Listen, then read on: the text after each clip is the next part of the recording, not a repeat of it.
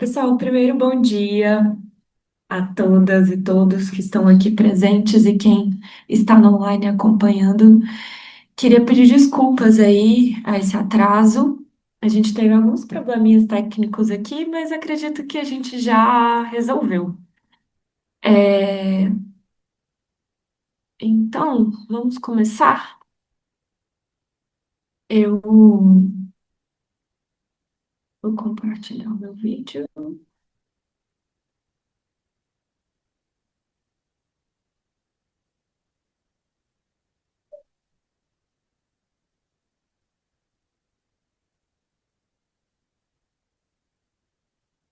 Eu queria saber como que tira essa coisinha.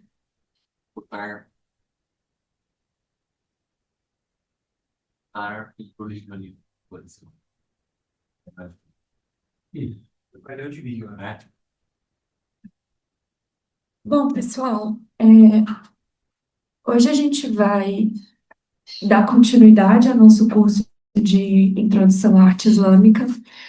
A nossa segunda aula, ela é sobre beleza e verdade, né? A espiritualidade na arte islâmica.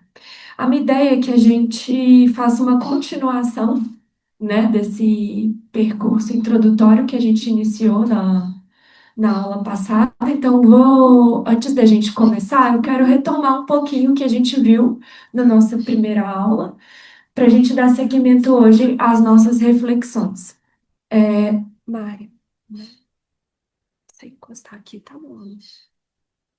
Hoje eu tenho uma assistente de classe aqui do meu lado, a Mária, dá um oi para as pessoas, Mária. Hum. E, pois bem, na nossa última aula, a gente conversou, né, sobre as origens da arte islâmica, como a gente pensa, né, o conceito de arte islâmica e a ideia do aniconismo, né? Então, basicamente, eu trouxe a ideia de que que durante esse curso eu vou privilegiar uma ideia mais verticalizada da arte islâmica, pensando ela, né, a partir do viés da espiritualidade, a gente vai entrar especificamente nisso hoje, e bem como pensar as raízes da arte islâmica a partir da suna profética e da revelação corânica. A partir desses pontos, né, a gente conceitua a arte islâmica como uma manifestação do transcendente em nosso mundo material. E foi isso que a gente definiu como a arte islâmica. E depois a gente conversou um pouco sobre a diferença entre a arte islâmica, a arte feita por muçulmanos e a arte religiosa muçulmana. Lembrando que a arte islâmica ela tem que sempre espelhar uma verdade que é de cunho divino. A arte feita por muçulmanos não necessariamente, porque sendo a arte islâmica a expressão de uma realidade objetiva, não depende de quem faz a arte, e sim qual verdade ela espelha. Por isso, não necessariamente precisa de ser muçulmano ou não para fazê-lo, né? E a arte religiosa muçulmana, ela justamente seria, evidentemente, toda arte islâmica é arte religiosa muçulmana. Porém, nem toda arte religiosa é arte islâmica, porque nem sempre ela vai espelhar essa verdade, ainda que ela transmita a identidade da religião. Tendo isso posto, na nossa última aula, a gente também falou sobre a questão do aniconismo, que é a não utilização de imagens dentro da arte islâmica, entendendo como impossível a representação figurativa de Deus, né? E também, claro, de seus mensageiros, profetas e etc. Tendo isso posto, eu queria que hoje a gente continuasse esse processo de compreender a arte islâmica, não só a partir das suas origens e conceitos, mas que a gente pense também a partir dessas duas perguntas que eu coloquei aqui.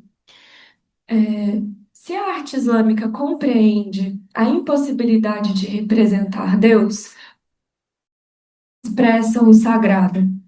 E como é possível conectar-se com Deus através da arte islâmica? Então, esse é o fio condutor que a gente vai pensar hoje. Por isso, eu trouxe a ideia de beleza e verdade para poder ilustrar a nossa aula, de modo que, a partir das aulas seguintes, onde a gente vai entrar especificamente na caligrafia, na geometria, na arquitetura, né, na literatura, no som, para que quando a gente converse sobre esses estilos em específico, a gente compreenda os princípios espirituais que estão por trás de cada um deles, para que isso molde, de certa forma, e aprofunde o nosso olhar, para que, quando a gente tenha contato com esses estilos, a gente não fique só na superficialidade ou nos aspectos intuitivos, mas que a gente consiga ir além dos mesmos e entender essa verdade por trás. Então, esse é o objetivo da gente seguir a nossa aula hoje.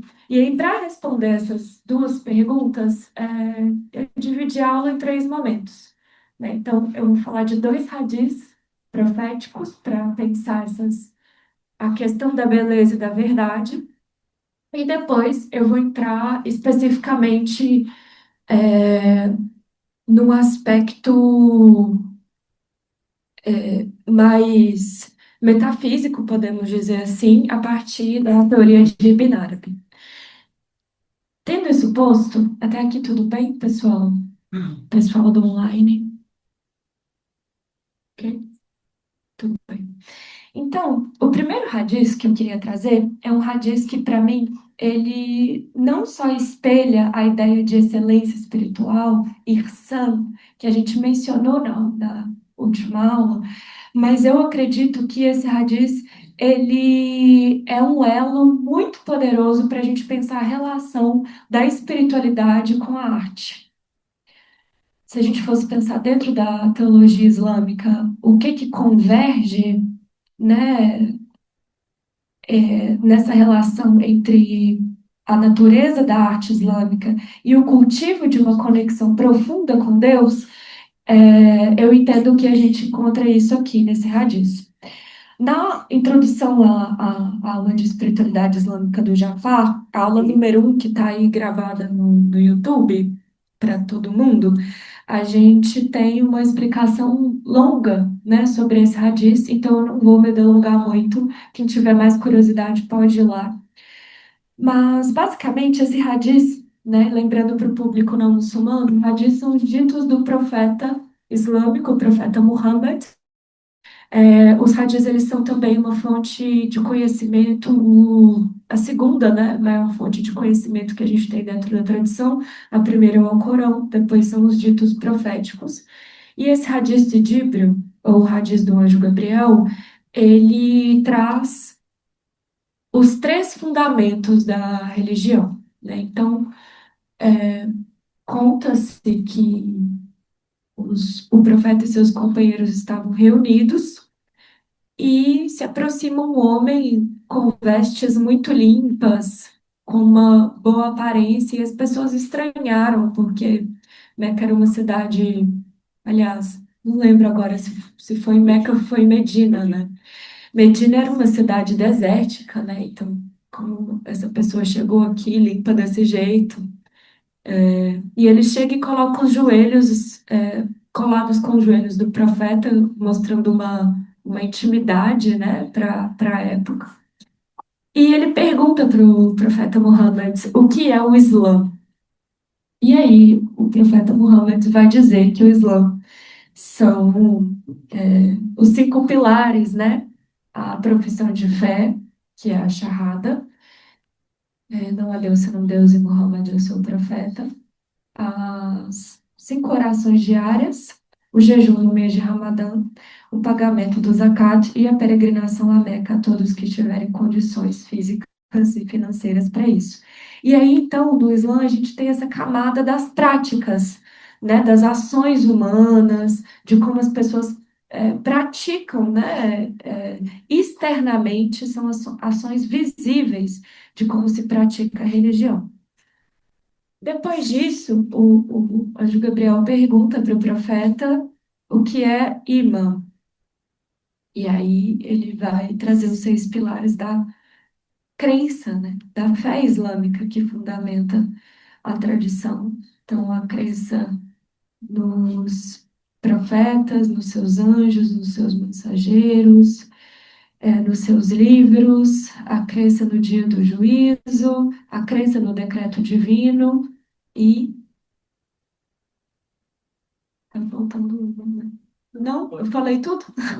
É, e essa é a dimensão interna da tradição, né? Ou seja, Jafar coloca isso muito bem na aula dele, que eu indico a todos que assistam. Essas são as crenças e convicções que fundamentam a tradição. E depois, para finalizar, o anjo Gabriel ele pergunta para o profeta o que é o Irsa.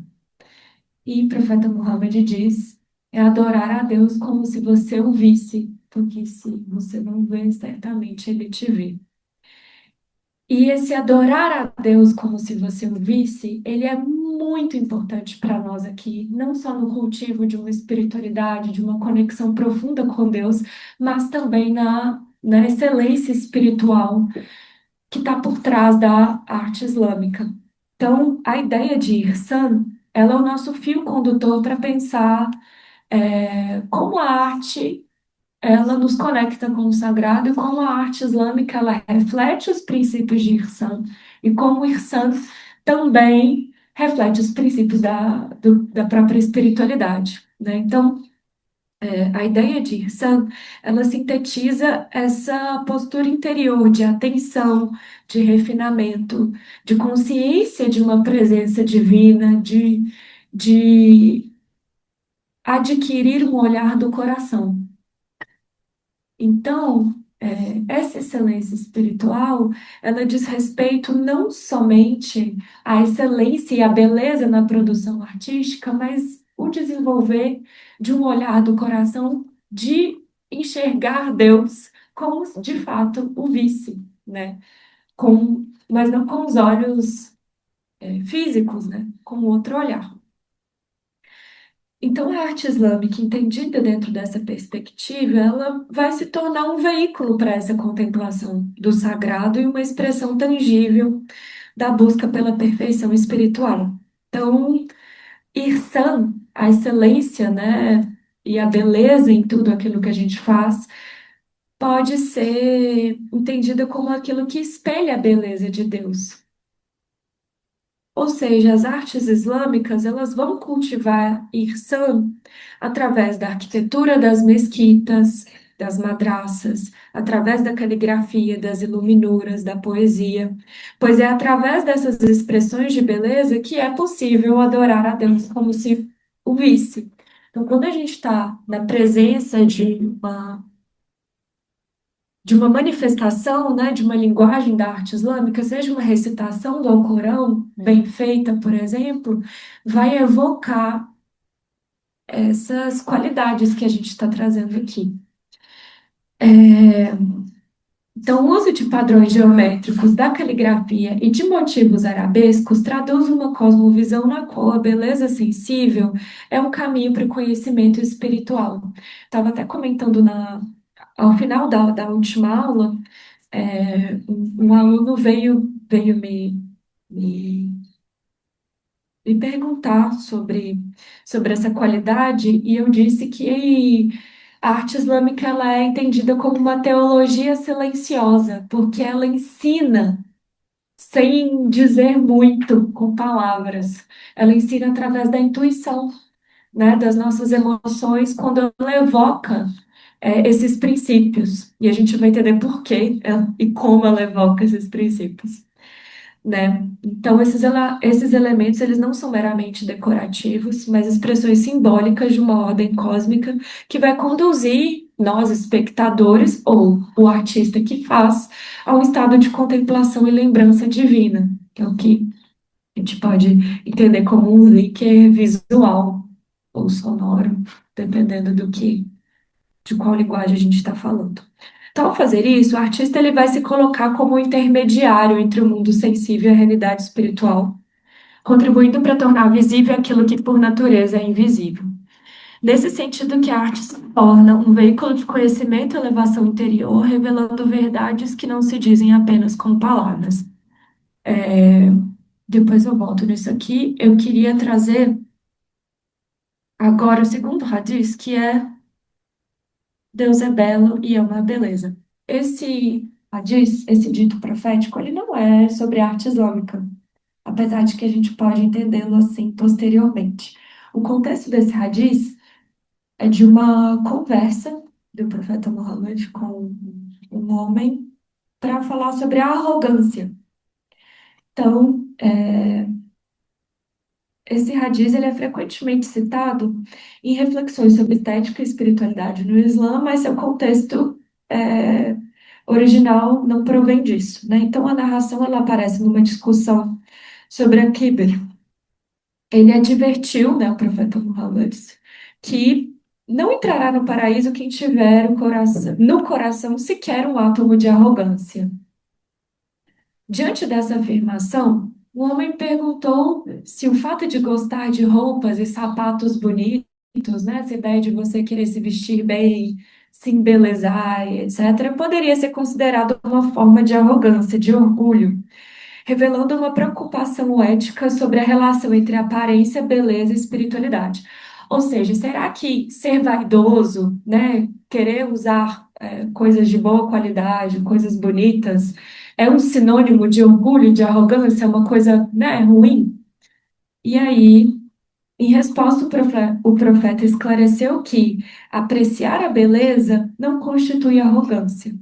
Foi nesse contexto que ele afirmou: Allah é belo e é uma beleza. Em seguida, ele explicou que a verdadeira arrogância consiste em rejeitar a verdade e desprezar as pessoas.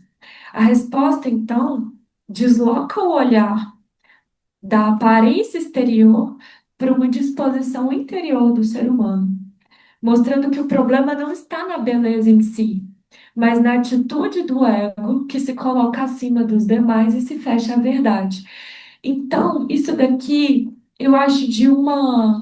A gente poderia ficar horas e horas discutindo sobre isso daqui. É uma vastidão de ensinamentos possíveis, mas eu vou me ater simplesmente ao fato de que. Vocês acham que precisa do microfone? Pessoal do online. Deixa que é tudo do online, acho. Olha aí, Kaique. Se eu puder ficar sem ele.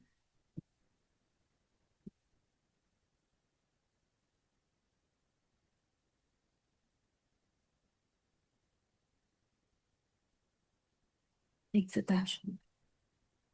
Hum, Tá tudo ok? Posso seguir? A galera falou que tá, uma pessoa respondeu que tá ótimo. Ah, então Se beleza. alguém reclamar, eu falo. Tá.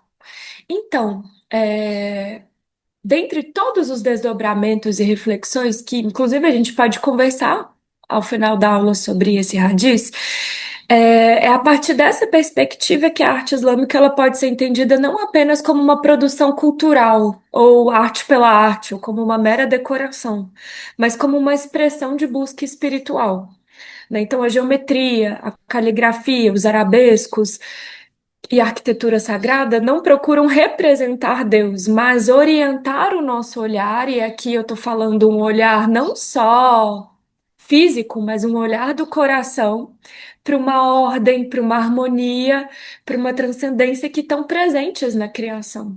Então você espelha atributos divinos através disso. Então essa compreensão encontra um elo importante com o conceito de Irsan, fazendo da beleza um caminho de aproximação, contemplação e recordação de Deus. Então, esse é o fundamento para a relação, para mim, né, na minha opinião, entre estética e espiritualidade no Islã. Então, a partir desses dois hadiths, a gente tem muito bem sustentado como que essas coisas se entrecruzam. E evidentemente que a gente não precisaria de falar muito sobre isso, tendo em vista que a própria arte ela já é de um caráter imediato, né? Você não precisa ser conhecedor da tradição. A Beatriz estava aqui me contando agora, então licença para compartilhar. tem um tempo que a gente já conversa sobre isso, né? Desde o círculo feminino, mas a Beatriz, ela esteve em Granada em 2007, não conhecia nada sobre o Islã. Você quer? Não, pode. Posso Perfeito, contar? pode. Não conhecia nada sobre o Islã e ela falou: ah, vou ir em Alhambra ver esse monumento turístico, né? Uma coisa. E ela me escreveu depois de uma aula dizendo que ela finalmente entendeu racionalmente. A ficha caiu depois do nosso encontro, o que que ela tinha sentido ali, né? Porque, de fato, né, a arte ela representa muito mais e diz muito mais e comunica muito mais e toca muito mais do que eu aqui falando com vocês. Isso é evidente. No entanto, para a gente aprofundar, refinar nosso olhar, ter mais elementos, compreender, né?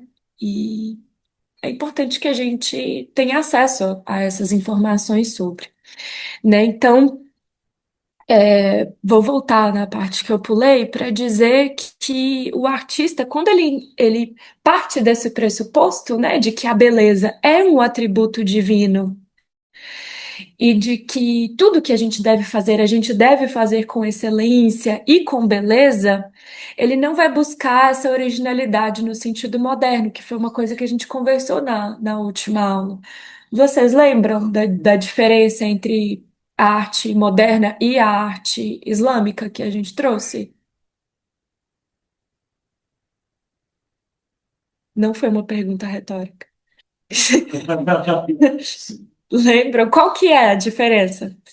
A arte contemporânea ela se foca no artista, né? Ou seja,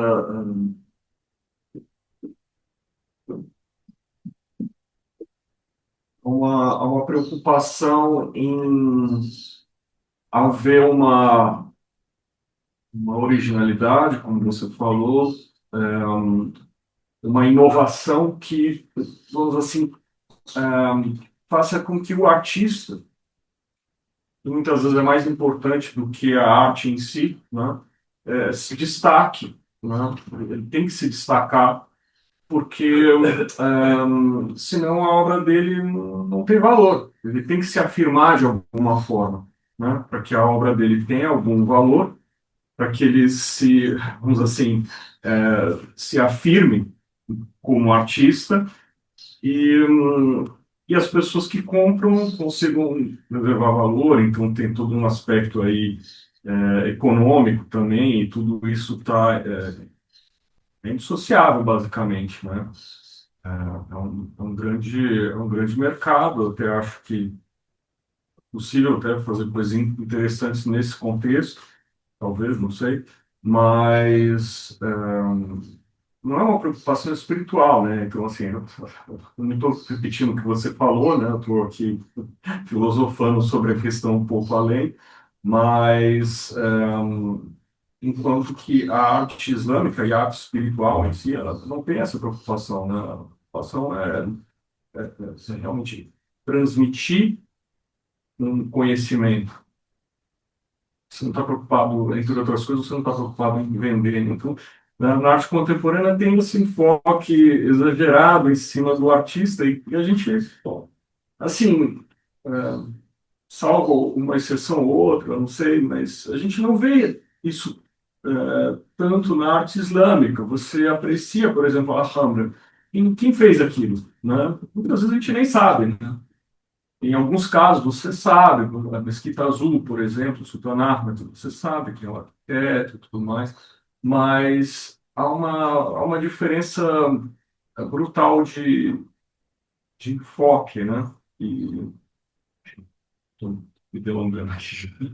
É uma diferença brutal de enfoque e de princípio a priori também, né? Então, mesmo um artista que ganha, que vive disso, né? Como existem vários calígrafos, artistas visuais, professores de arte islâmica, imagine só como é você viver disso, ou seja, você precisa cobrar, você precisa ter, né, enfim, o seu sustento, ao passo de que você precisa sair do centro da produção. Então, esse é um grande tema, particularmente interessante para mim, né? Dentro do que eu pesquiso, porque entra no trabalho com o ego, que é fundamental aqui, que a gente vai falar já, né? Então, ao contrário das tradições artísticas que privilegiam representações miméticas da realidade, ou focadas simplesmente nas emoções, né, do artista, o que ele estava pensando, como muito bem colocou o Ahmed, é, a arte islâmica ela vai se orientar por princípios que buscam refletir as realidades interiores do mundo e não suas aparências superficiais e realidades atemporais, independentemente de qual contexto histórico, geográfico você esteja. Por isso, a arte islâmica você pode estar no sul da Ásia, você pode estar na Pérsia, no norte da África, vai refletir uma unidade na multiplicidade.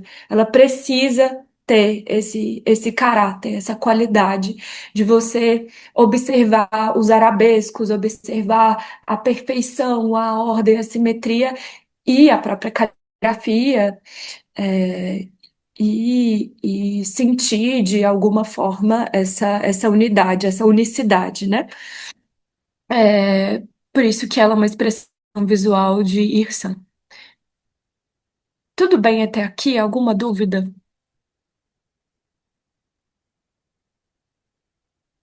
Tá. Então, essa ideia, né, de que Deus é belo e ama a beleza, é, é uma compreensão que possui profundas implicações para a visão islâmica da arte e da estética. O Hadiz ele sugere que a beleza não é algo secundário, meramente ornamental, como a gente já falou aqui muito, mas uma realidade que remete aos atributos divinos. Quando a gente fala de atributos divinos, nós estamos falando, sobretudo, de qualidades aparentes de Deus para nós. É, Deus ele tem infinitas qualidades, infinitos atributos, mas nós não conseguimos aprender, obviamente, todos, e mesmo os que são passíveis de ser aprendidos, a gente também não aprende na totalidade, né? Então, quando a gente pensa, por exemplo, na misericórdia, quando as pessoas falam, né, Ar-Rahman, e invocam a misericórdia, a gente está invocando a manifestação suprema de uma misericórdia nessa realidade. A gente está falando aqui de um nível muito elevado de linguagem, não é simplesmente dizer o misericordioso, é mais do que isso, né? A ciência das letras vai falar disso muito bem. Então, quando a gente fala al-Jamal, né, a beleza, ou a beleza, né? A Jamil é o belo. Al-Jamal, a beleza, a gente está invocando justamente é, é, a essência do que tem de mais belo na realidade. Então, a arte islâmica, ela precisa refletir esses princípios. É que uma pessoa aqui do online fez um comentário. Uhum, pode. Você quer ler para ele? Beatriz Pinheiro disse: muito bom. Acho que é possível evocarmos o entendimento moderno e contemporâneo do que é a própria espiritualidade. O tipo da espiritualidade, deslocada do contexto religioso e principalmente islâmico, não necessariamente traz essa lapidação do ego. Então, pode ser que a produção artística contemporânea traga ou expresse uma forma de espiritualidade, mas é uma espiritualidade outra. Ótimo, excelente. Concordo. A gente teria que voltar nesse assunto depois, eu acho. Mas eu acho que é um excelente ponto e a gente pode discutir ao final. É, então, a tradição islâmica ela compreende, né, que a criação está repleta de sinais de Deus, sinais da criação, e a experiência do belo pode despertar no ser humano contemplação, gratidão, recordação. Nesse sentido, a beleza ela funciona como uma ponte entre o mundo sensível e a realidade espiritual. Então, é assim que eu compreendo a arte islâmica, como esse elo que está no intermédio entre duas esferas da realidade, que é o que a gente vai falar agora, né? A ideia de um elo entre o belo e o invisível. que é aquilo que a gente consegue captar, né? Então, é, essas reflexões que eu vou trazer a partir de agora, elas são puramente particulares, tá? E, e elas derivam de uma discussão filosófica epistemológica. Quando a gente pensa em epistemologia, a gente está falando de como se conhece algo, né? Então, como é possível o ser humano acessar uma realidade sagrada a partir da arte? Por que a gente se toca? Como a gente se toca? Ao ouvir uma música, a gente ouve uma recitação do Alcorão, às vezes a gente nem sabe a tradução, e aquilo toca profundamente na gente. Então, para entender melhor sobre isso, eu queria que a gente pensasse aqui em alguns conceitos. E qualquer dúvida que vocês tiverem, vocês podem levantar a mão que eu explico, ou pode, né, falar ali com o Kaique que ele está cuidando de vocês que estão no online. Então, quando a gente pensa, né, ao longo da trajetória da ciência islâmica, como o ser humano ele pode se aproximar para a realização espiritual, né, essa aproximação de Deus, uma das mais importantes contribuições que a gente tem é das teorias de Ibn Arabi, né? Ibn Arabi, um pensador, filósofo, teólogo, místico, considerado um grande, né, disseminador da compreensão, né, da teologia e filosofia islâmica. Ele tem uma obra que chama As Revelações de Meca, Al-Futuhat al-Makkiyya, que é uma das principais, assim, mais proeminentes obras dele. Ele tem várias dezenas de obras publicadas. E ele vai, nessa obra, falar de um conceito muito importante para nós, que é o conceito de Hayal, que é o conceito de dimensão imaginal, de imaginação. Mas quando a gente está falando de imaginação aqui, nós não estamos falando no sentido cartesiano, filosófico, ocidental. Imaginação enquanto um devaneio, enquanto uma produção da mente. Por exemplo, se eu peço vocês para pensarem que essa parede está azul, a gente consegue imaginar ela azul. Não é nessa não é nesse sentido que eu estou tratando imaginação aqui. Ibn Arabi ele vai trazer uma outra perspectiva para esse conceito, que ele vai entender que a imaginação é uma faculdade da mente humana capaz de realizar uma mediação entre este mundo material que a gente vive e uma realidade espiritual. Então, é através da imaginação que a gente consegue acessar as realidades espirituais, ou as realidades divinas, ou o que ele vai chamar o real, né? Então, a gente vive num mundo em que a gente não consegue apreender Deus em todas as coisas, correto? Ainda que esteja, a gente não consegue. Eu lembro muito bem que a Dila, a Rafisa, na nossa primeira aula, que eu estava falando sobre arte islâmica, ela fez um comentário aqui dizendo: então a arte islâmica é tudo. E eu disse para ela: de forma alguma, né? A arte islâmica não é tudo. Ainda que Deus esteja presente em todas as coisas, a nossa mente não é capaz de ver dessa forma. Sendo assim, como que a gente acessa uma realidade superior, transcendente? Para Ibn Arabi é através dessa dimensão imaginal. E essa concepção ela é fundamental para a gente entender não só a experiência mística, ou seja, a experiência de contato direto com Deus, a revelação simbólica, ou seja, como a gente vê, por exemplo, uma caligrafia como aquela que está ali, e a gente percebe as verdades por trás daquela. E o conhecimento espiritual como um todo, presente não só na tradição do sufismo, né, que é a tradição do tasawuf, da purificação do coração, baseada na ciência do Ihsan, mas também na arte islâmica. Vocês entenderam até aqui? ok?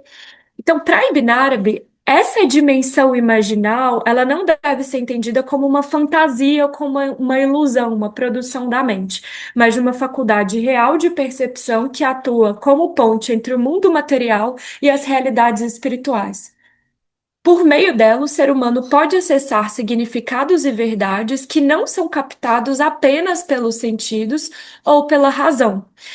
E isso por quê, pessoal? Porque, segundo Ibn Arabi, toda a criação é uma manifestação teofânica, é um tajalli de Deus, né? Então, a realidade, ela é sempre teofania, ela é sempre uma manifestação que se cria infinitamente, incessantemente a cada milésimo de segundo, né? Então, o universo, ele surge a partir, né? Tem um livro do Henri Corbin, eu posso colocar aqui depois no grupo de alunos inscritos, que é esse grupo da Amana que a gente se dedica para conversar sobre as aulas, esse livro que Henri Corbin, quando ele trata, né, do mundo dos imaginários, ele vai dizer que foi imaginando que Deus criou o mundo e é através dessa imaginação que a gente também cria coisas. Então, a criatividade humana é um reflexo da criatividade divina. Ou seja, é através dessa imaginação que Deus manifesta suas possibilidades e atributos infinitamente. Então, entre o mundo puramente espiritual e o mundo sensível, existe esse intermédio, que é a dimensão imaginal, onde os significados espirituais vão assumir formas imagéticas. E aí a gente consegue apreendê-las. Então é por isso que a arte islâmica, ela é não só esse elo, mas ela também é a forma com a qual muitas das vezes a gente consegue apreender essa realidade, porque é essa materialização do que é invisível. Então, nesse contexto, a imaginação humana participa da própria imaginação divina. Isso é, para mim, belíssimo. Então, a criatividade do artista, ela diz respeito a uma qualidade da imaginação criadora divina, né? Então, quando ativada espiritualmente, ela não produz fantasias subjetivas aqui, né? Mas ela torna-se um meio pelo qual o ser humano percebe manifestações do divino, recria manifestações do divino. Por isso, a experiência simbólica, a contemplação e a arte podem ser compreendidas no sufismo, né? Nesse caso aqui, que Ibn Arabi é um sufi, né? Como caminhos legítimos de conhecimento espiritual, né? Então, essa faculdade é a faculdade pela qual a gente consegue apreender essa realidade, presentes no mundo material e no provenientes da realidade espiritual. Então, é exatamente nesse limiar que a arte islâmica se situa. Por isso eu trouxe, né, o belo e o invisível. Ela se situa nessa ponte entre o belo e o invisível, mediando essas duas formas de pensar. E onde que isso se manifesta, né? Então, nós temos essa faculdade imaginativa. E o órgão de recepção dessa capacidade é o coração, para Ibn Arabi, né? Então, é o qalb, que é o órgão responsável por perceber essas manifestações. Então, não, quando eu falo de coração aqui, né, dentro dessa tradição, eu não estou falando do órgão físico, necessariamente, ou como centro das nossas emoções, mas eu estou dizendo como um centro espiritual de conhecimento, como um órgão receptor de um conhecimento que não é de natureza racional e que nos permite ter não só criatividade, mas recepção. Então, esses conceitos, criatividade e recepção, são fundamentais aqui para a gente pensar a arte islâmica, a criatividade de criar algo e a recepção de conhecê-la ou percebê-la através da expressão estética. Ok, tá muito complexo, Jafar? Não. Tá bom. Mas, gente, dúvidas eu respondo, tá? É, a própria ideia de coração, né, etimologicamente, o kalb, tem uma ideia de movimento, né? O coração é aquilo que se move, né? Tanto quando a gente vê os derviches que giram, existe um centro rotacional ali do corpo, mas o coração permanece imóvel. Isso gera uma ideia de que o coração ele tem uma capacidade de assumir muitas formas. Tem uma capacidade de adaptação e de assimilação de coisas que a nossa mente não consegue, né? É, Então, por meio do coração e da imaginação, o ser humano torna-se capaz de contemplar atributos divinos como a beleza, o amor, a perfeição, a eternidade, a misericórdia.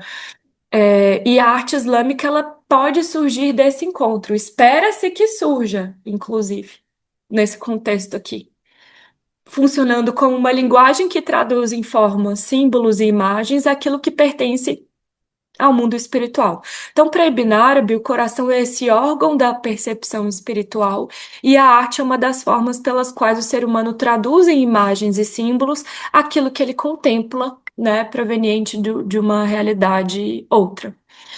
É, Então, é importante dizer, ó, quando a gente pensa a imaginação criadora como lugar de conhecimento espiritual, o artista ou a artista, ou o místico aqui, ou seja, essa pessoa que está em profunda conexão com Deus, né, nesse caminho de espiritualidade, eles vão compartilhar de uma mesma faculdade, na minha percepção, que é de tornar visível o invisível. Ou seja, eles vão se mover numa mesma esfera simbólica, de trazer para o mundo, de ser mediador entre duas realidades. E aí, para a gente finalizar, quanto tempo eu tenho? Ninguém sabe, né? Então, 11h30 agora. Mas começou mais tarde, né? Começou aqui, umas 15 horas 11. Tá. Então, caminhando para a nossa última parte, eu queria trazer, por fim, uma frase que é: a sacralidade da arte se perde no ego. De onde veio essa frase? Essa frase é da Luciana. Quem não conhece a Luciana Bittar. Ela é uma das colaboradoras da minha pesquisa de doutorado, mas, né, muitas pessoas aqui presentes a conhecem.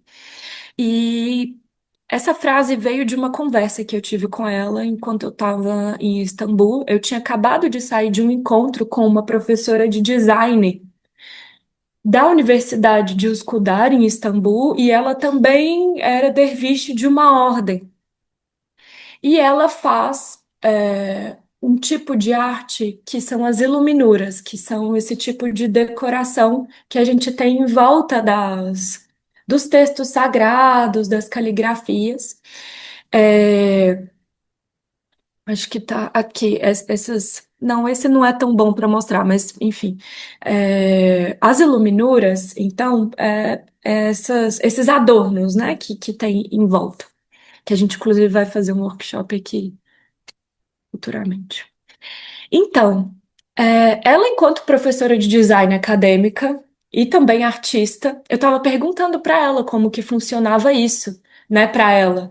Ela disse: olha, o meu mestre, quando eu estou fazendo esse processo de iluminuras, o meu sheik, o meu mestre, ele participa ativamente do processo. O tempo todo. Então, ele me corrige o tempo todo, e para mim é um exercício super difícil, porque eu, na minha profissão, corrijo meus alunos o tempo todo, sou uma autoridade dentro da academia e dentro do meu caminho espiritual, eu não posso, eu tenho que deixar isso tudo de lado. Eu estava contando isso para Luciana, a Luciana falou daquele jeito dela maravilhoso, claro, né? Óbvio, a sacralidade da arte se perde no ego, e isso para mim é fantástico da gente pensar. Porque quando a gente pensa justamente no cultivo profundo de uma espiritualidade dentro do Islã, ou seja, como a gente se aproxima mais de Deus, A educação com o ego é um ponto crucial nesse caminho e no fazer artístico. E a gente volta até, né, o que a Bia colocou aí nos comentários. Isso significa reconhecer que a dimensão sagrada da criação do artista ou da fruição de quem está assistindo, ela se obscurece quando a obra deixa de ser um meio de manifestação do divino para se tornar um instrumento de afirmação individual do artista, por exemplo. Né? Então, na perspectiva sufi, toda forma manifesta nessa realidade. Toda forma que manifesta nessa realidade possui um potencial epifânico, ou seja, tudo é criação divina, como vimos em Ibn Arabi, porque pode refletir os nomes e atributos de Deus. Contudo, esse potencial ele é velado quando o ego, que é em árabe o nafs, ele ocupa o centro do processo criativo, orientando a produção artística pelo desejo de reconhecimento, de prestígio, de autoexaltação. Né? Então, nesse caso, a arte ela tende a se autonomizar da sua função simbólica e contemplativa, reduzindo-se a uma expressão subjetiva ou ao consumo estético, como a gente estava conversando aqui agora. Né? Então, isso é muito importante, não só para quem é artista, mas para quem está no lugar de fruição, de contemplação. O lugar que as pessoas ocupam, né, no trabalho com o ego, vai dizer o quão próximo ou não a gente está de perceber ou captar essas realidades que a gente está falando aqui. E por isso a gente também traz, né, quando a gente diz, não precisa ser muçulmano para fazer arte islâmica, mas aqui a gente já pode dizer, aquele artista islâmico, muçulmano, que está num processo de educação com ego, orientado e etc., ele consegue transmitir realidades, de acordo com o que a gente está falando aqui, muito mais fidedignas do que uma pessoa que só vai copiar uma caligrafia, por exemplo. Então, temos níveis aqui, camadas. A coisa não é só homogênea e sempre pensada da mesma forma, né? Então, em contraste, né? Quando o ego é disciplinado por meio de um caminho espiritual, a arte manifesta sua sacralidade a tornar-se um espaço de transparência da realidade divina, no qual o artista atua como mediador e não como origem da criação artística.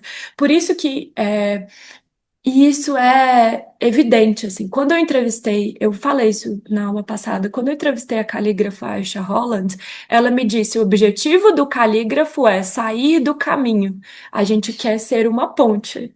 A gente tem aqueles momentos, eu perguntei a ela, né? Tem momentos que a técnica dá lugar a uma experiência mais profunda? Ela falou: tem, são raros, mas é um momento que você só é uma mão mexendo a caneta. Então, é sobre isso que a gente tá. Quando a gente pensa num cultivo de espiritualidade através da arte islâmica, a gente está pensando nisso daqui. Ou seja, no sufismo, a verdadeira arte não se fundamenta na afirmação do eu, mas na disponibilidade interior, disponibilidade de coração aqui, permitindo que a obra se converta em mazar, isso é, um lugar de manifestação do sagrado, capaz de conduzir tanto o criador quanto o espectador a uma experiência de presença e transcendência. Então, eu finalizo por aqui a nossa aula e a próxima aula a gente vai entrar especificamente nos estilos, tendo já contextualizado, né, introduzido, pensado, né, no que é arte islâmica. A próxima aula a gente vai falar da mãe da arte islâmica, que é a caligrafia, a mãe de todas. Então é isso, pessoal. Muito obrigada. Dúvidas, questões?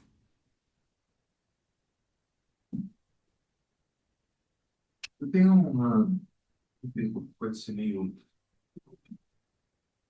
boba, mas é uma curiosidade, na verdade. Gostaria de saber se essas mudanças, não bem mudanças, né, mas essas tendências, talvez filosóficas, teológicas, se elas tiveram um impacto na mudança de estilo da arte. Dando um exemplo para contextualizar. quando o Ibn Arabi ele surge com, enfim, vou chamar aqui de teologia akbariana só para facilitar, né? Uhum, Se isso se isso refletiu, por exemplo, a partir daquele momento, para tentar englobar isso na arte, se houve uma mudança de fato, por exemplo, dá para destacar. A partir desse período, abre aspas, teológico, a arte passou a ser feita de tal forma. Então, se isso é visível, uhum. se a gente consegue ver isso, né? Por exemplo, se você olhar um tipo específico de arte, você fala, não, isso aqui reflete mais ou menos esse modo de pensar, ou essa escola filosófica. Primeiro que a sua pergunta não é boba jamais. Eu acho que é uma pergunta excelente. É, Porque, então, duas coisas aqui. Não necessariamente uma escola de arte ou os artistas islâmicos, eles estão vinculados a um caminho espiritual. Essa coisa nem sempre vem junta. Então, arte islâmica e um caminho espiritual são coisas separadas, porque a arte islâmica é uma linguagem e a espiritualidade é uma forma de viver a religião. Então, ainda que essas coisas estão, em tese, desconectadas, a gente percebe muito bem que quando elas se juntam, a coisa, né, se aprofunda e se verticaliza muito mais. O que a gente tem alguns indícios, históricos e geográficos que, assim como outras formas de arte, a arte ela vai acompanhar a dinastia da época, o contexto geográfico, histórico. E a gente tem em alguns lugares florescimentos de madraças, escolas de arte, que também tinham esse cultivo de uma espiritualidade. Então, a ideia, por exemplo, da caligrafia, que a gente vai falar na próxima aula, a gente vai ter os talismãs como uma forma de cultivo de uma religião material, né? De uma manifestação do verbo divino, né? Uma materialização do verbo divino através dos talismãs. A gente tem algumas coisas, por exemplo, da ideia de que você escreve, né, da esquerda, da direita para a esquerda, no sentido do coração. Então, isso não é necessariamente um- como eu posso dizer, não é uma relação óbvia, mas a gente tem escolas específicas e movimentos específicos que vão ter uma preocupação maior. Agora, se teve uma mudança de pensamento na arte a partir de algum autor ou não, a gente teria que investigar mais. Eu não sei se existe isso especificamente desse jeito. O que a gente tem é sempre uma expressão, uma confluência que junta com questões geográficas, políticas e do espírito da época, né? Te respondi.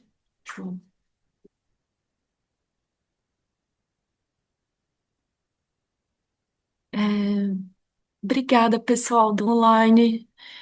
Bom dia, Rafisa, querida.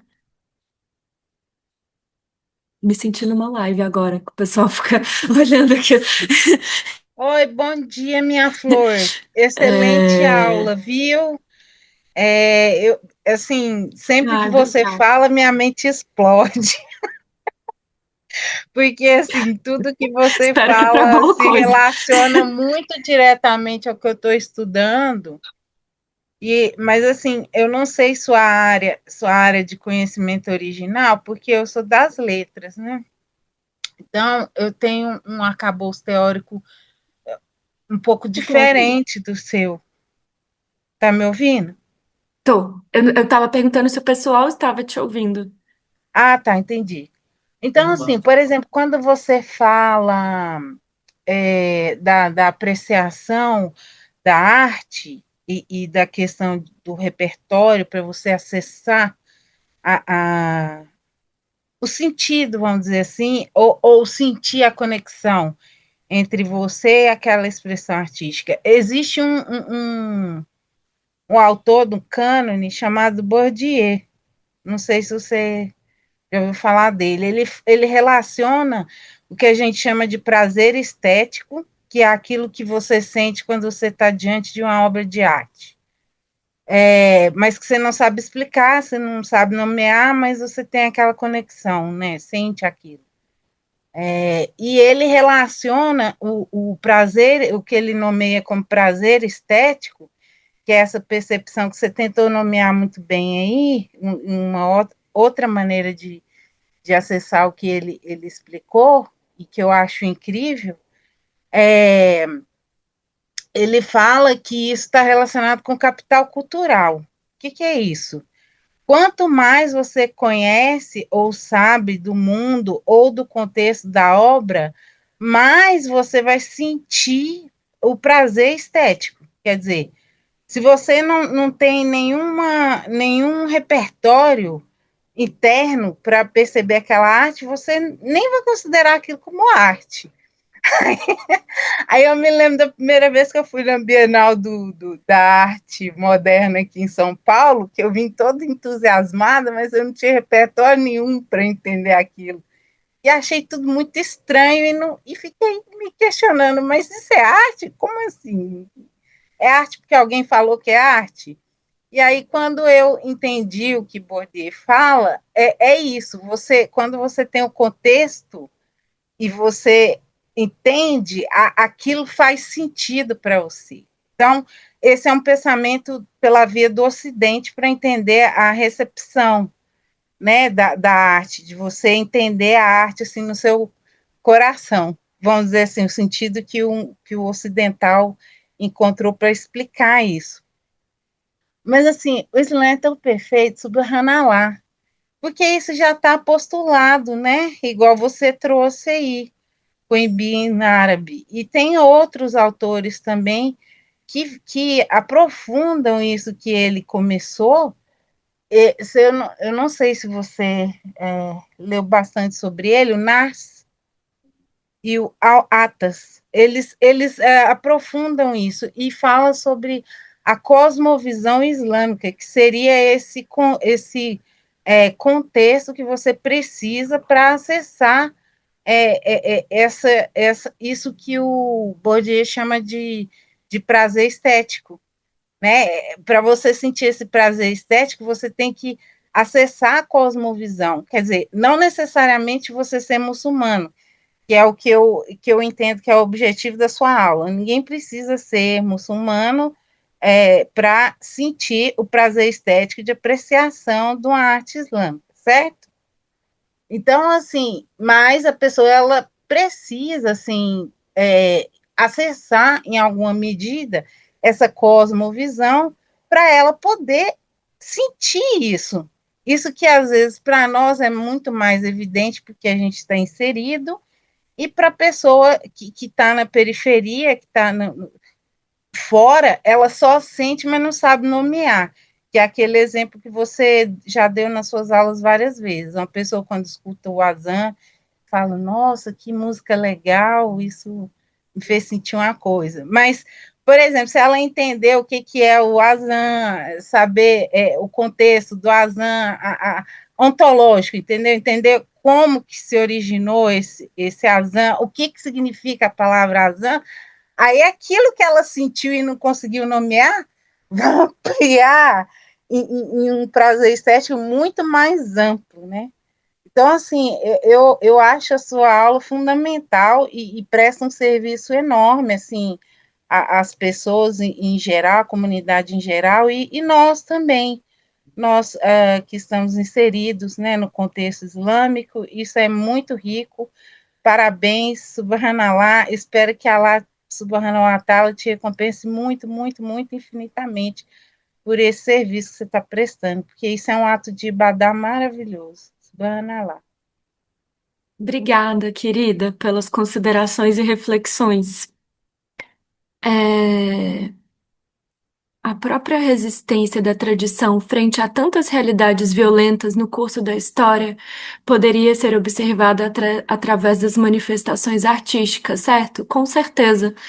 No início da aula passada, eu até disse, né, que existem várias formas de pensar arte, sociológicas, políticas, geográficas, né? A Rafisa acabou de trazer uma perspectiva sociológica da arte a parte do Bourdieu, mas quando a gente pensa, né, politicamente, é, a resistência da tradição e também